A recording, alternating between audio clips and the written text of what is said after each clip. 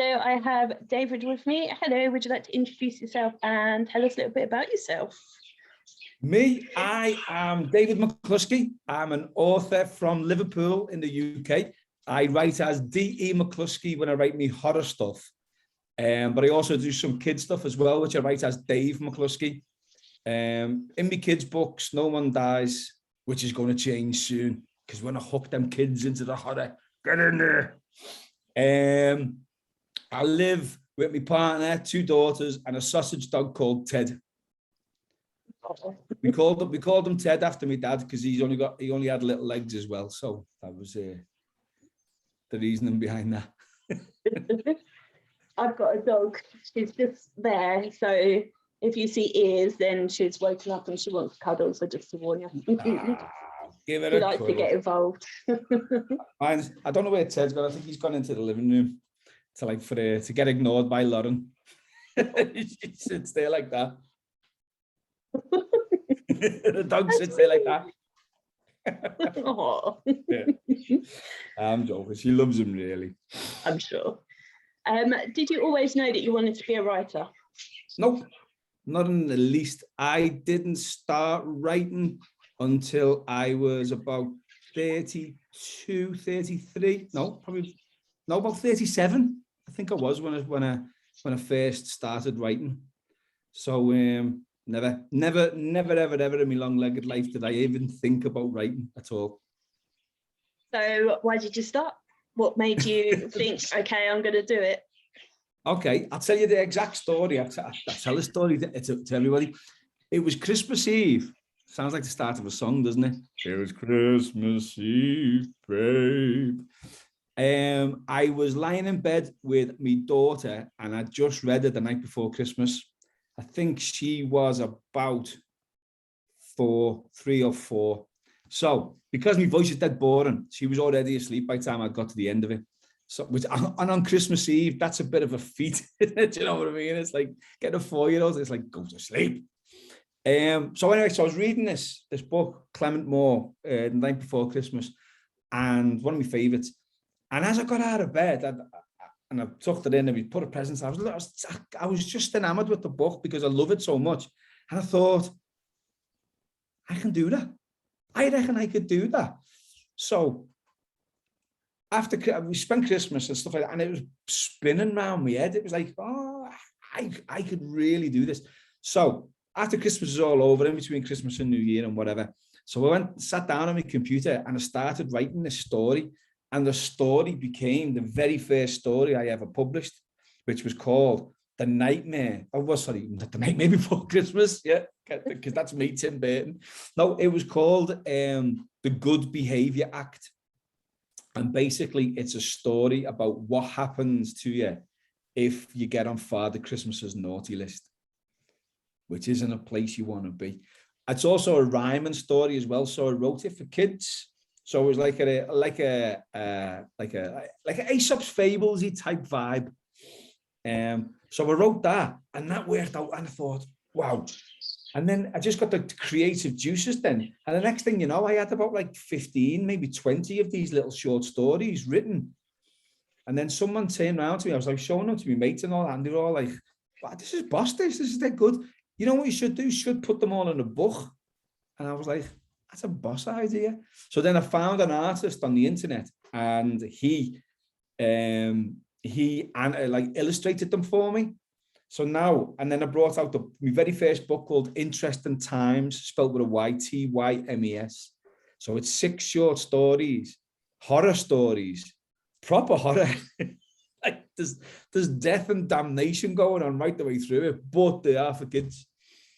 So yeah, so the Interesting Times 2, and there's a spin-off called Edward Damage Presents The Wedding. So yeah, so there you go. In a nutshell, I was bored. Yeah. Huh? Yeah. And how did you go from that to writing adult horror books? Well, what happened next? What happened after that? So them books were, I was going to Comic Cons and stuff like that. And I was thinking to myself, I've wrote a comic. I'm going to a Comic Con. I'll be dead famous. And I basically got to the Comic Con and I was showing everyone and they were all like, yeah, it's that sound. Yeah, but whatever. Yeah. Yeah. Who are you? So I thought, I've got to expand on it. So I've got to expand on it. So I had these like the short rhyming stories that I was doing. And when I was doing them, I was just writing sort of like stories that popped up into my head. So the majority of them were kids' books, kids' short stories, but some of them weren't. Some of them were really, really dark. So I had one called Wooden Heart, which is nothing about Elvis, by the way, before you ask. So I just took that one story and thought, you know what, I'm going to expand this. So I expanded the story to be like almost like prose, but then I made it into a short comic. So it's like a 36-page comic, but it is purely for adults. And I was bitten with the bug then. Bitten with the bug, and I just had to write. So there you go. There you go, the progression. Yeah, it does get you, doesn't it? Oh, yeah. It's cost me a house, a marriage, my future. It's cost me my hairline. It's cost me my waistline. It's cost me everything. But I'm still doing it. Yeah. Yeah. Anyway. Moving on. Yeah, indeed. Okay, as you actually have written a mixture of children and adults books, if you were to choose one character from any of those books to take out for a meal, who would you choose and what would you ask them? Right, I wrote a comic called The Adventures of Mace Massac, Hard Times on Planet Libido, spelt with an L-Bido.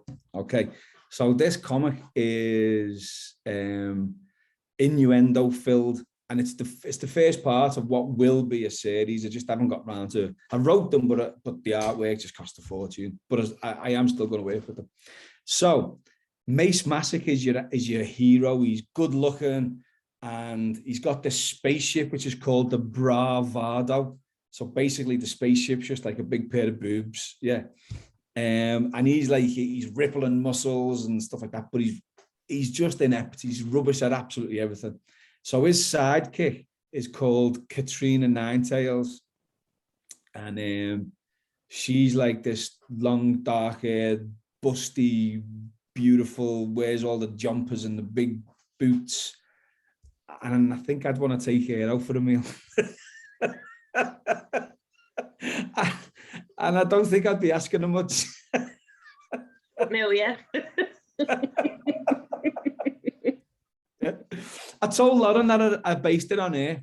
I mean, I did base it on you, Lauren. Sorry, I based it on Lauren. That trying to very much dig yourself out of a very big hole there. Yeah, I dig myself out of the same hole I just dug myself into. Brave or stupid, I'm not sure, haven't decided. I'm thinking more stupid actually, but yeah. I'll go with that 100%. Yeah. Out of all your books, what's been one of the most fun scenes you've written and what's been one of the hardest? Okay, one of the hardest scenes that I wrote is it's the finale of my book called Crack. It's not the final scene in Crack, but it's kind of the finale of it. Now, I'm not going to tell you I'll tell you offline what it is, because I just think I want our customers, I want our viewers to go out there and buy it and read it for yourself. But the finale of it is it takes a different route than you would have expected it to take. Yeah. And it was quite emotional because there's one little part of it where I flip the chapter. So I have a chapter break and then I go into the mind of a 8-year-old girl, or no, is she 8? No, she's younger than 8. I think she's like about 5-year-old girl. And then the rest of the chapter is in her point of view. And it's heartbreaking to read it when you and sometimes I think to myself, I wrote that. But that was a really difficult chapter to write, really, really difficult because she was around about the same age as my daughter, and the character was based on my daughter.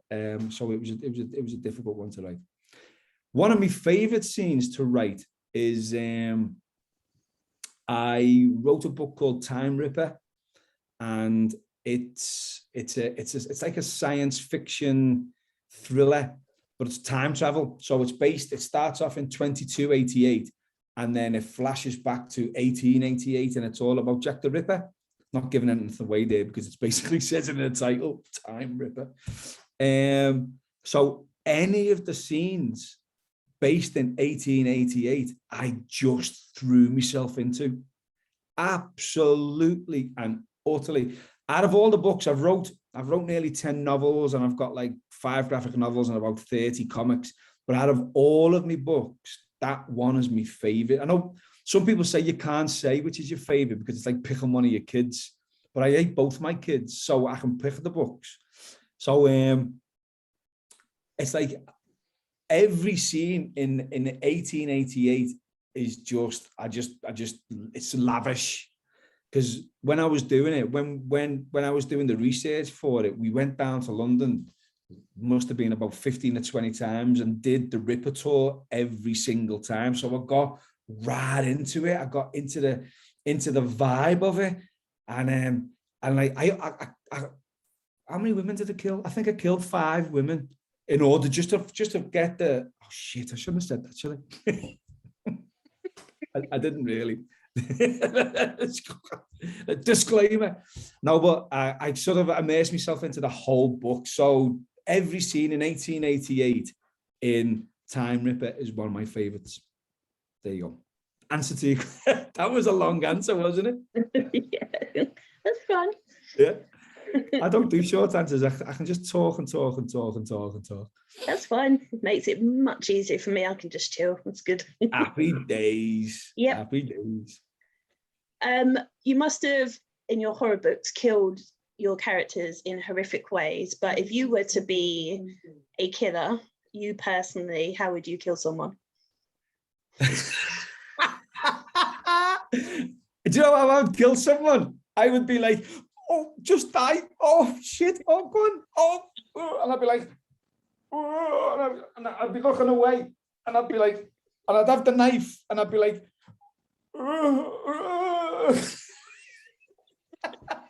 and it would be the shittest death that I'd seen in your entire life. Because I'm a coward. You can do these things from a distance, right? You've got poison, or you could accidentally shove them off a cliff, or I think what I'd do is I'd pay someone else to do it for me. Living in Liverpool, enough people who will actually do that for a couple of quid. So it's there you go. We're good to go with that one. Okay, so if you were killed, that was a bit visual for you, wasn't it? It's a good job we're on camera. Yeah, that's fine. Yeah. I read all sorts, and I studied forensics as well, so little will surprise me. Lovely. Yep. If you were killed, who would you want to solve your case? What fictional character would you choose? It's not fictional. It's Lauren. And the reason being is that she has watched every single last program about death, murder, serial killers, the next 48, the murders in my family. She knows them all. We sit down and we watch them, and she says, "Seen this one? It was the next door neighbor. Seen this one? Oh, he almost gets away with it, but if it's and they're like, and she goes, if I was burying that body, they'd never find." And I'm like, "Oh no!" And I'm like that. If I ever disappear, her name is Lauren Davies. Yeah. So there you go. So I want her to solve my case. Although saying that, I just did go to the cinema the other week, last week, to watch Death on the Nile, which I thought looked better than it actually was. It was gorgeous looking, but the actual film itself, but Kenneth Branagh played Poirot fabulously. I I was left a little bit cold at the end, but it'd be someone like that. I would love them to just close the doors over and say, the murderer is in this room and none of you are leaving until I know who the murderer is. That is how I'd like my murder to be solved. Yeah. And then I'd like them to get it wrong. Just for a laugh. There he is, or she is. The little Trixie. Trixie, go ahead, girl. Could introduce her to our Ted. He's a sausage dog. Yeah, she's not a fan of other dogs. No, he's not a fan. He likes the idea of playing with other dogs until the dogs turn around to play with him and then his tail goes between his legs and he runs off. I think he got that from me. She's a rescue. We've only had her about maybe 4 months now. And yeah, she goes absolutely ballistic if she even sees one in the distance. So oh, no way. Yeah. The mad, aren't they, dogs? Crazy little things. Oh yes, entertaining. Yeah. She was sleeping up around my neck earlier. Yeah. Like up here. I'm like... See, like the couch that you're on there, we've got like a chair that would be quite similar to that, but it's black. But what he does is he gets on the back of it and lies on your shoulder. So he's like a cross between a cat and a parrot. Mm. Do you have any fears or phobias? Would you write about them, or have you written about them? No, I have. I don't really have any fears or phobias, but the one thing that makes me go ooh, is anything to do with things being pushed into people's belly buttons. Oh my God, that makes me go. And you know what? I'm going to write about that in my next book. Now you've just reminded me. That's definitely going into my next book. Do you hide secret jokes or messages or Easter eggs in your books?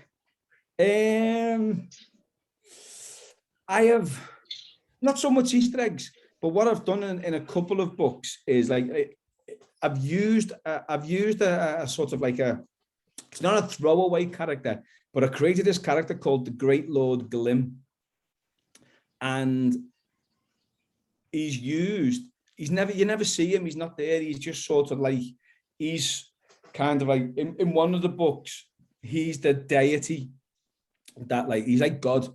Yeah. In one book, and in another book, he's like a demon that someone prayed that these group of people pray to, and then in another one, he's just sort of like an old god.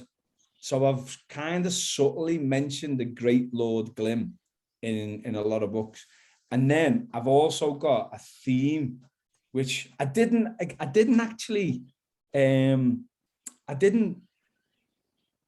mean to do it. It wasn't on purpose, but now it is, because it kind of runs through all my books. And that's the theme of the color purple. It's in everything, every book. And I didn't even notice it until somebody who's read every one of my books was saying, "You've got a proper thing for the color purple, haven't you?" And I was like, "No."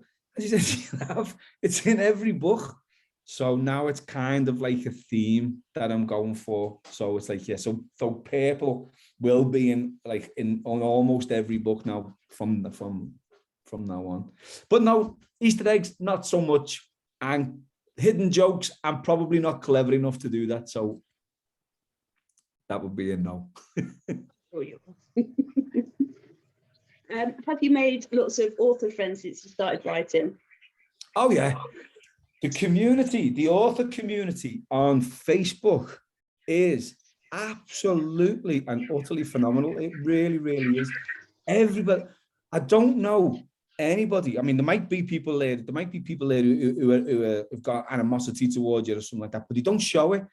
And all I've ever seen is like camaraderie and support, and people pushing your books and you're pushing their books, and it's not a competition. Nobody's in competition with each other, which I think is absolutely fantastic. So there's quite a few authors online who I probably converse with like once or twice a day at least, you know what I mean? And so it is, I mean, a lot of them live in America, so you're probably never going to meet them unless you go over to one of them Comic Cons or the horror cons or whatever they are over there, which I do want to do.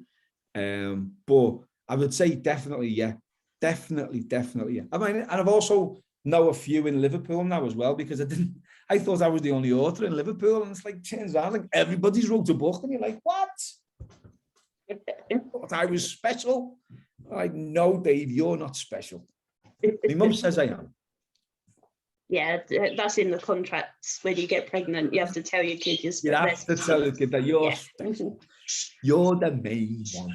Yeah. She also, I know she's lying to me because she also says I have good hair, and I really don't. I've got a bad hair life, so yeah. I blame her for that. Do you get a lot of feedback from readers, and have you ever had any weird or strange feedback? I get loads of feedback.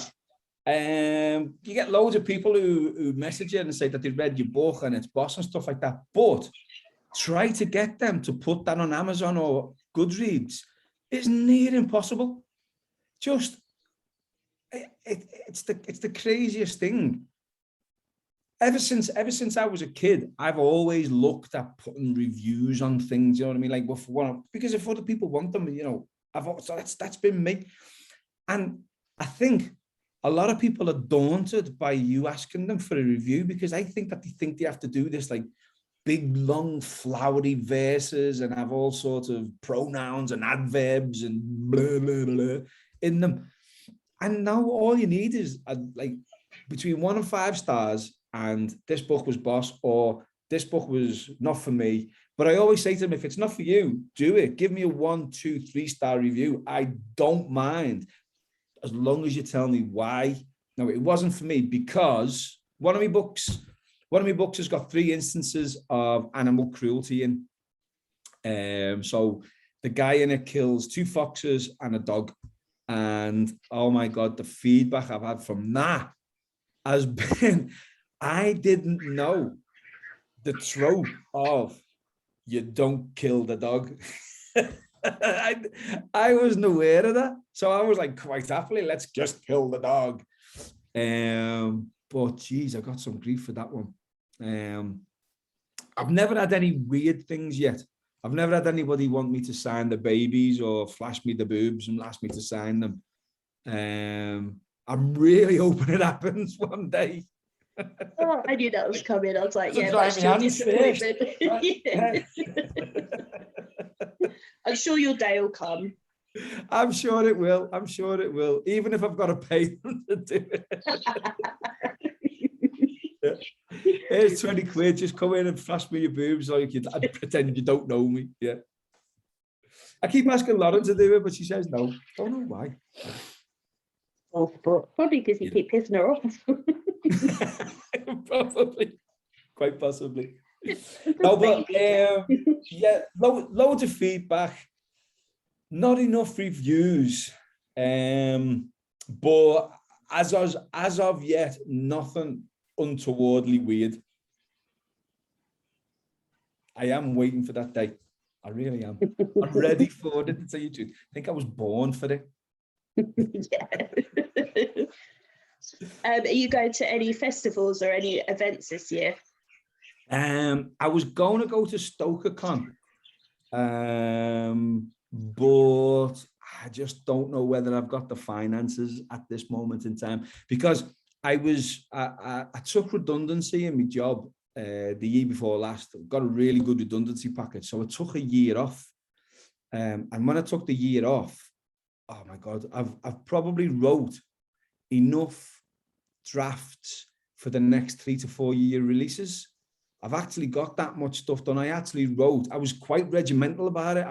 I was up at 5:30, 6 o'clock in the morning, and I wrote through to like 3 o'clock in the afternoon and that. And I went and sat in coffee houses, sat in McDonald's, sat in the back garden during lockdown and stuff like that. But the money ran out. So I had me spending and I had my income, and it went that way. So I think I'm going to look.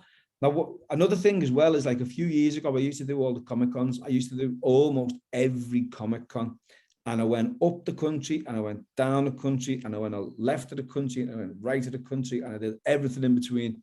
And I got proper Comic Con burnout and I couldn't stand it. And I was like, oh God, standing up for 3 days and like chatting to people who come down. I mean, because I've got like so much sort of content. I like to have a little bit of everything. And you'd have people there and they'd look at one book. And then you tell them about that book, and then they'd look at another book, and you tell them about that book, and they'd go right the way along your table. And then what would they do? They'd fuck off. It was always quite funny because you'd really interact with them because, as I say, I can talk to anyone. So we'd be interacting with them all the time. And then they get to the last book and they put it down, and then they'd go.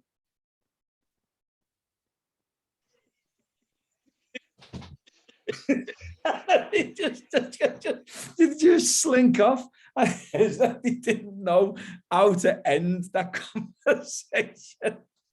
It was actually really quite funny, but there you go. Yes. Yeah. But people are strange. People are odd. I always say there's no queer as folk, and I miss the pressing of the flesh. It's just possible. I was out on Saturday. We did it. I did a Liverpool. It was called Liverpool Rights, and it was the last day of the festival, and it was in the big like central library in Liverpool, which is a gorgeous building. And I work from home now, so like Lauren's a nurse and my daughter's working, and they're all out. So I'm in on my own all day, and I'm like doing my job and stuff like that, and it's like. But so when I get a chance to talk to someone, I don't tend to shut up. So the poor girl who was on the table next to me, she got it. I reckon she's actually lying at home, still got tinnitus, and her fucking head's still relic. So yeah, so I'm not doing it. So in answer to your question, I haven't got any booked. Oh right, yeah, there was a question, wasn't there? I remember that. There was a question there somewhere, I think, yeah. Vague memories of that. Yeah, but there you go. No, I was looking at Chester Comic Con is coming up. I was going to go to London, but it's just, I say, it's the finances, because you got to buy your stock and then you got to get up there and you got to eat for 3 days. And the last time I did London MCM Comic Con, I made a fortune on the first day. I must have made probably that, like profit wise, I must have made about 750 quid, which is like the best day I've ever had in a Comic Con. And I went out and I spent probably about 2/3 of it on the ale. And then I was thinking to myself, oh, I'm all right. I'll make it again the next day. I was hungover like there was no tomorrow. And people were like, tell me about your books. And I was just like, just fucking buy one or just leave me alone. Just head in my hands like that. So no, there's a lot of overheads when it comes to like London Comic Cons. I know I'm going to most of the crime festivals, and yeah, it's expensive. Yeah, it is fun. It's fun, and it's good to actually put faces to names and stuff like that. But I will be looking at doing stuff again next year, I think. Definitely, because I just love it so much. Yeah. If you're able to spend a day with any author, dead or alive, who would you like to spend a day with? James Herbert. Favorite author, bar none, and he's dead. So James Herbert or Richard Lehman, one of them two. A few years ago, it would have been Stephen King. And I know it's a little bit cliche. Everyone says, oh, Stephen King. But Stephen King is what I grew up on, do you know what I mean? But recently, his latter books have just left me really cold, because they're like novellas wrapped up in like 150,000 words these days, do you know what I mean? And it's just a little bit boring. But James Herbert, because when I was reading the Stephen King books were all based in like Maine and he had his Castle Rock, and he had like Derry and stuff like that. And the way he described them was just fabulous. And to me, it was like a mythical land. It was like somewhere, because I'd never been to America when I was reading them, and I was like, it just sounded so gorgeous, even though like horrific things were happening, and the places didn't sound really nice. But it was just like this like world that I didn't know existed. But then I started reading James Herbert, and James Herbert was based in the UK. So like his Rats trilogy is like inner London. And I could relate to that. I'd been to London, and I'd been to some of the places that he was talking about. And then he started bringing out books like Ghosts of Sleeth and Haunted. And they were like little village hamlets in the middle of Little England. And I'd been there, and I knew what that was like. And that's why James Herbert really, really, really hooks into me. But the only thing I didn't like about James Herbert, though, was like you'd be reading the book, and it'd be like, the protagonist would be running away from this like demented ghost demon-y type thing. And then they'd find themselves in this locked room, and the ghost was outside looking for them. So they decided to have a 3-page sex scene. And I was thinking, fucking hell. Yeah. Because sex scenes in the middle of horror books tend to leave me a little bit cold. Sorry. But it was almost like he was like contractually obliged to throw a 3-page sex scene in the middle of his books. But yeah, definitely James Herbert. I mean, the Rats trilogy is just one of the best, isn't it? It's just unbelievable. The last one, The Domain, is just boss. I mean, especially now with what's going on in the world and stuff like that, and you think to yourself, fucking scary. It's you couldn't write a horror book about what's going on in the world now. But yeah, it's with the like the nuclear war. Because at the same time as I read that, I think it was wrote in like 1982 or something like that, wasn't it? Or 1980. But at the same time, they brought out that television program, the film called Threads. Don't know whether you ever seen about the nuclear attack. Oh God, that scared me as a kid. Oh yeah, proper. And I watched it again the other day, and it's, even though it's cheesy and it's a little bit like, hey lad, hey, what's up, lad? We've got to go down lane. And like, they used like the Yorkshire accent is too thick, and it sort of brought me out of the horror of the situation.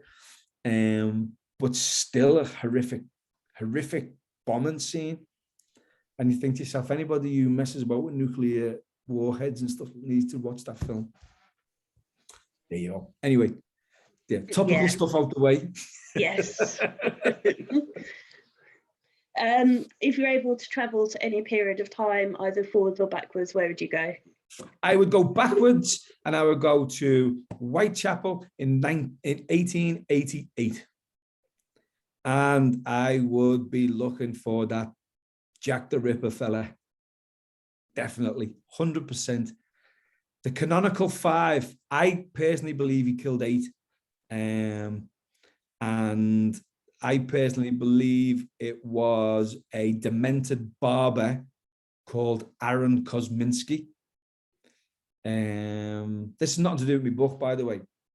Although Aaron Kosminski is a character in that book, but it's like the book that I wrote about the Jack the Ripper is very, very close to the mythos of Jack the Ripper. All the events are exactly the same, but it's it's a science fiction time travel one. So I haven't put any theories about who it is. But my personal theory is about Jack the Ripper that he had to be a local.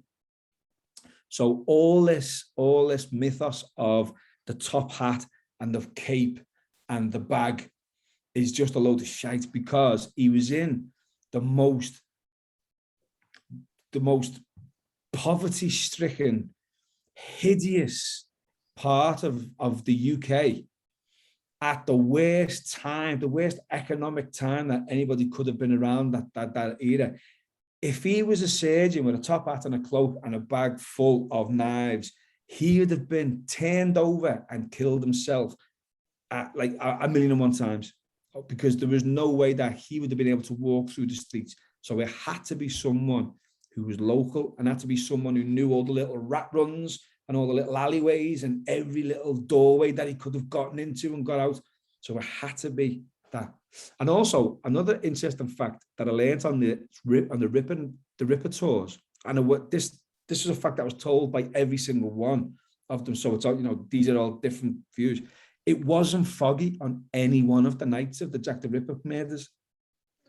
So yeah, so the trope of the walking through the thick fog, the thick London smog, it wasn't foggy on any one of the murders.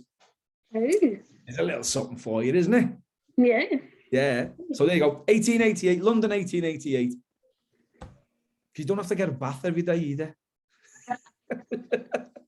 Just hope you don't fall ill or need an amputation. Oh yeah, no, but I'd have the ability to come back if it did need. Yeah, definitely.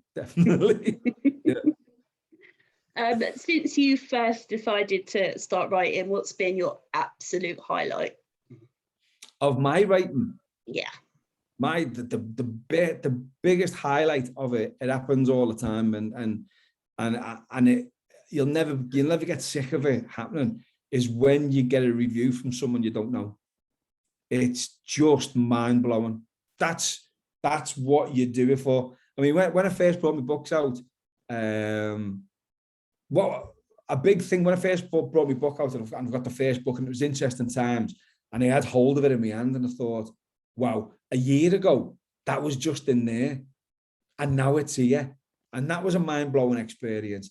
But whenever somebody you don't know, whenever you look on Amazon or Goodreads or wherever your reviews are, and somebody who you've never met, you've never had any interaction with whatsoever, has read your work, whether they like it or whether they don't is immaterial.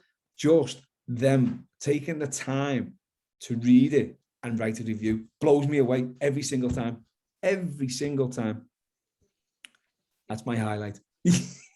I'm just saying that, so I'll just be like, that's why everybody fucking review me books. Well, it's a thankless task trying to get that to I know. Yeah, but it does me head in, because you see other people, you see some people like when I say it does me head in, I'm made up for them, but they're getting like 150, 160 reviews on their book, and that your book is like on par with theirs, on the same par. When you think to yourself, how were they getting them reviews? How? If This is why we'll talk about blog tours after. It's fine. Yeah. We'll sort this out. I would bottle it. I would put it in a bottle, and I would sell it to all the authors, and I wouldn't have to write again. Maybe. Yeah, probably would. Yeah. So when you're not writing and annoying your wife and your children, what do you enjoy doing with your time? For my sins, I must have done something wrong in a past life, but I'm a football fan. So I've got a season ticket to a certain football team that are based in Merseyside that don't play in red, because I've got a Scouse accent, and that's why I support them, because I support the team from where I'm from. So I've done something wrong in a past life for that one. I blame my dad for that, because my dad brought me up as an Evertonian, and he said to me, listen, if you want to support Liverpool, because Liverpool were winning all the stuff around at that time when I was growing up. So my dad said, if you want to support Liverpool, you can. I won't stop you. Said, you're just not living in this house. I was only 7. Very harsh. Yeah. So there you go. Well, you know where I live and who my local team is. I was reading about that before. Was that you before, talking about the Hatters? Yeah. That's the one. That's huge. Although we're doing all right at the minute. I think we're 6th, actually. We won again at the weekend, so we can't afford to get promoted to the Premier League. We have no money. It's a huge leap, and I don't understand. Well, see, what annoys me now more than anything else is football's not football anymore. Football's not about me and my mates and their kids and my kids going and having a pint, watching the match and coming home. It's not about that anymore, because in order to do that, you got to spend 150 quid. Do you know what I mean? For your ticket. I mean, I'm a season ticket holder, but they've taken the money in the whole game now, was taking it away from the common man, from the people who brought it into what it is, and it's no longer ours. And I think you've got the likes of Liverpool FC, Chelsea, Manchester City. I mean, I'm not. If anyone's fans of them, I'm not slagging them off or nothing like that, because I just like football. Do you know what I mean? But it's almost like the whole Harlem Globetrotters now. It's not about competition. It's all about the business that you can do. You know, and yeah. So there you go. Football. I'm a massive film buff, huge film buff. I've got that Limitless, for the Odeon, where you can go to as many pictures shows as you want. So me and Lauren, we do that all the time.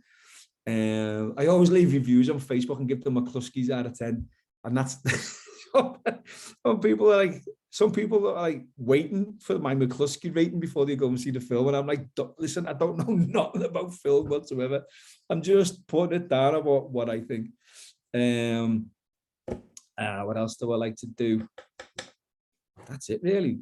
Drink and eat, and walk the dog. Careful. Yeah. I like to drink, eat, and go to bed early to sleep. Yeah, that's what I like. Yeah. I tell everybody that I like to go like walking in the hills and the mountains and stuff like that, climbing like Snowdon and all that. But I don't do it. We talk about doing it all the time, and all the lads are like that. Yeah, I'm going to do it this weekend, and they all go. I end up not doing it because I've got something else on. But when I'm there, when I'm doing it, I love it. But I don't get to do it as often as I should. So there you go. Who was your first celebrity crush? Madonna. 100%. Yeah. I had, when I was a kid, my walls were filled with heavy metal bands. There was heavy metal bands, and there was Everton FC. And then right in the middle was this massive picture of Madonna, but it was like during her Like a Virgin days. Yeah. So there you go. Yeah. Not so much now. She's too much like a man. She's got like these hands that she looks like she's been laying bricks. I hope she's not listening. Yeah, pretty sure we haven't reached Madonna yet. Yeah, it's fine. I'd be like that. Madonna, you were boss in the 80s. Not so much now. Yeah. That's not an ageist thing either. Yeah. Definitely Madonna. Sorry, go on. Where's the funniest or strangest place you've ever woken up? Right, I'll tell you the story. Right. This is back in the days when I was still living with my mum and dad. It must have been about I don't know, 18, 19 maybe. And we used to go to this place in Bootle called Sullivan's, and it was like a wine bar, but they called it a wine bar, but it was almost like a nightclubby type vibe. Do you know what I mean? So and at the time we kind of knew everybody who was in there. So if you went on your own, if none of the lads were going out or anything like that, you could go on your own, because you would always know at least 45% of everybody that was in there. So my mate, I used to work in a music shop. We used to sell guitars and drums. And my mate he lived in St. Helens, which is probably around about 20 miles away from where I live in Bootle. So he was coming down, and I said to my mum and dad, I said, is it all right if Greg stays over, because he's not going to be able to get back to St. Helens? And he's like, yeah, it sounds, yeah. So he was staying in the middle of the. So me and him went out, and I'm not being funny, we got slaughtered, absolutely and utterly slaughtered, right?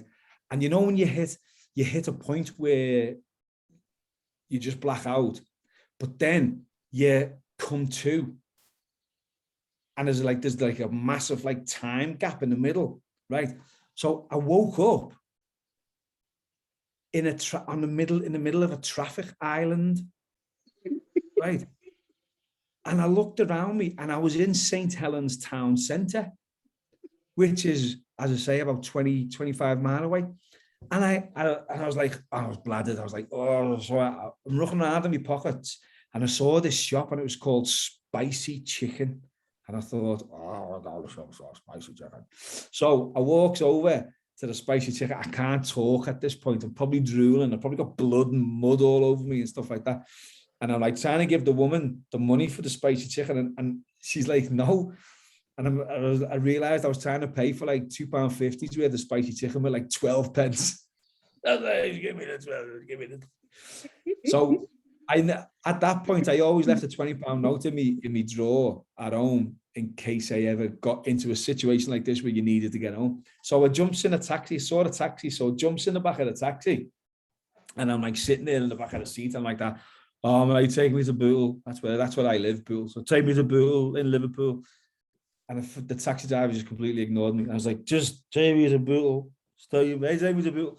Taxi driver completely ignored me. It took me about 25 minutes of arguing with the taxi driver to take me to Bootle before I realised that the taxi was parked up outside the taxi driver's house and there was no driver.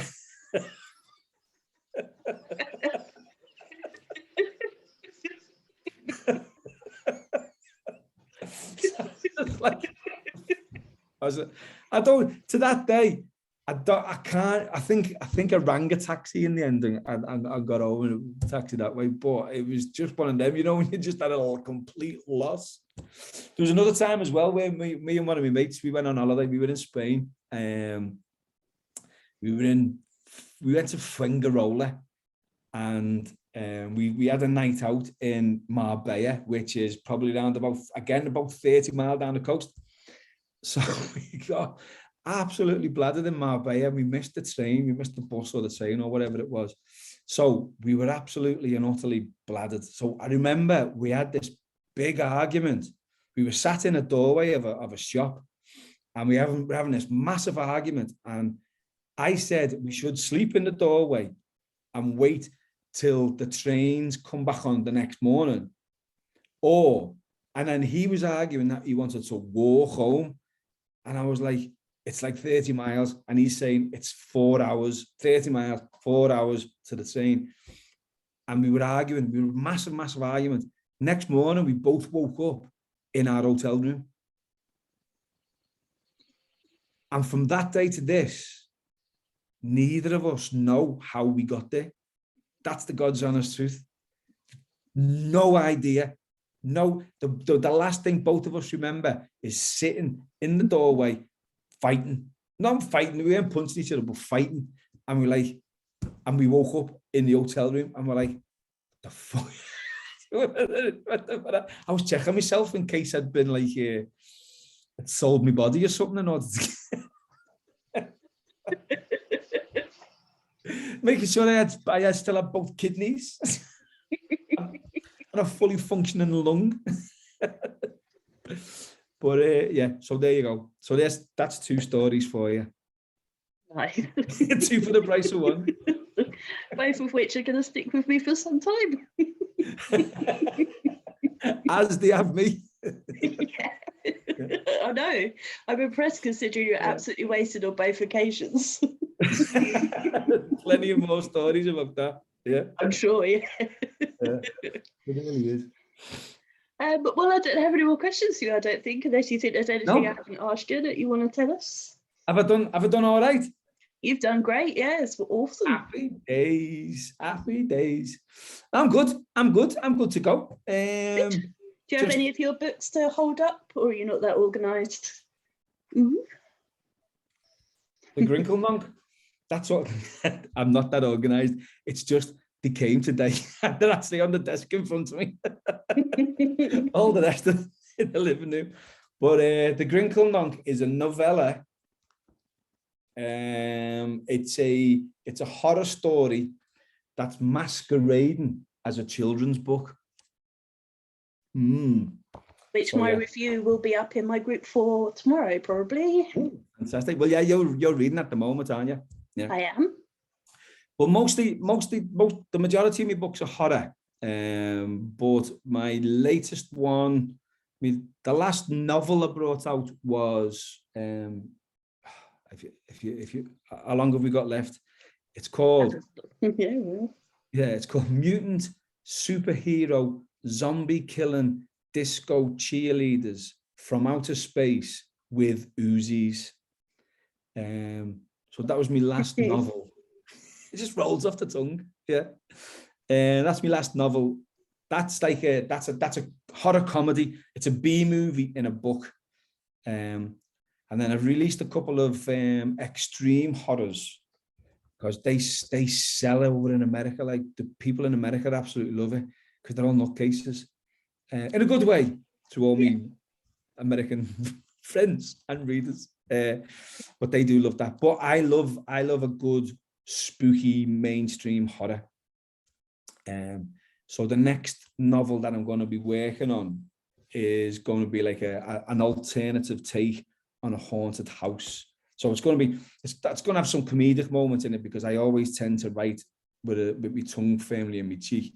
But it's going to be a genuinely spooky haunted house story based in Ireland. So yes, I shall look forward to that.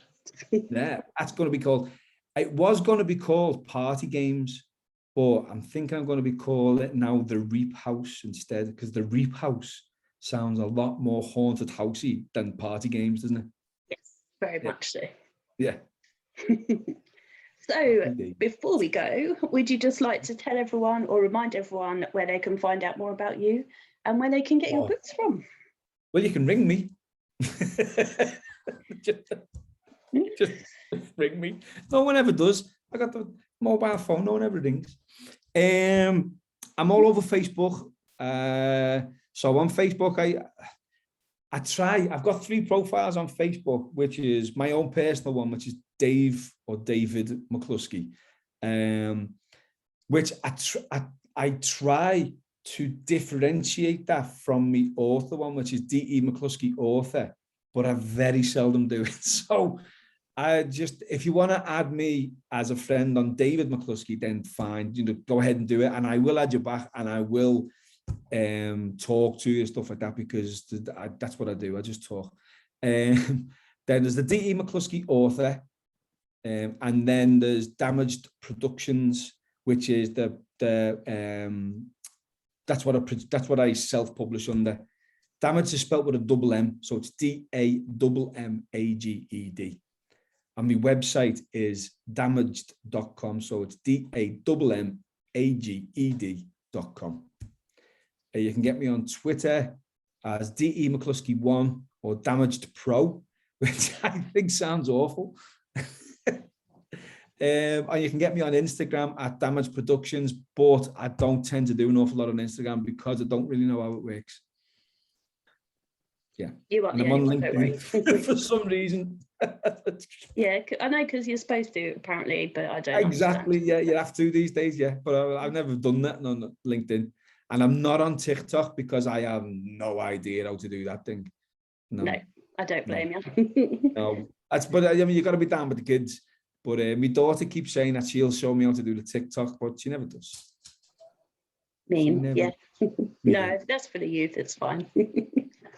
Oh. Yeah, Facebook. I'm on Facebook 24/7 almost, but Twitter, I'm starting to move back onto Twitter, although it is a cesspit. If you say one thing wrong, you just get 450,000 people telling you how much of a bell end you are.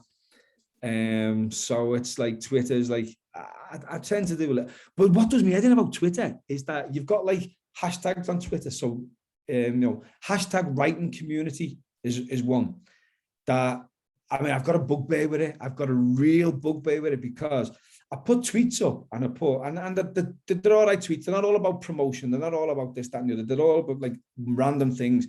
And you put hashtag writing community and you get like one like or maybe one reply. But if someone puts a question up saying, what color does your dog think in? These people are getting 455 replies, 1,500 likes. What color does your dog think in? If you were a butterfly, how many legs would you have? You're like, what?